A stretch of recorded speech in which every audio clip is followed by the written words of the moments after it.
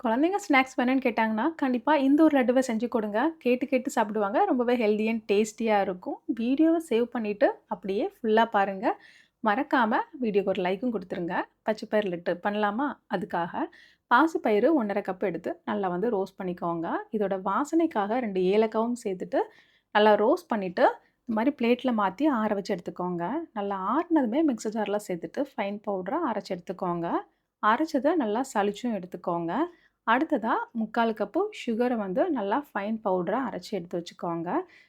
அரைச்ச பவுடர் சுகரையும் இதோட சேர்த்துட்டு நல்லா வந்து மிக்ஸ் பண்ணி குடுத்துக்கோங்க. அடுத்ததா 3 டேபிள் ஸ்பூன் நெய்ய நல்லா ஹீட் பண்ணிட்டு, முந்திரி பருப்ப நல்லா வந்து ரோஸ்ட் பண்ணி எடுத்துக்கோங்க.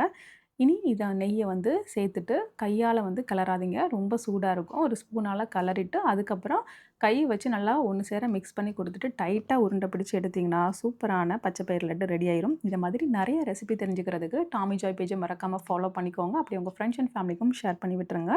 நெக்ஸ்ட் என்ன லட்டு போடலாம் அப்படிங்கிறதையும் மறக்காம கமெண்ட்ல சொல்லிட்டு போங்க.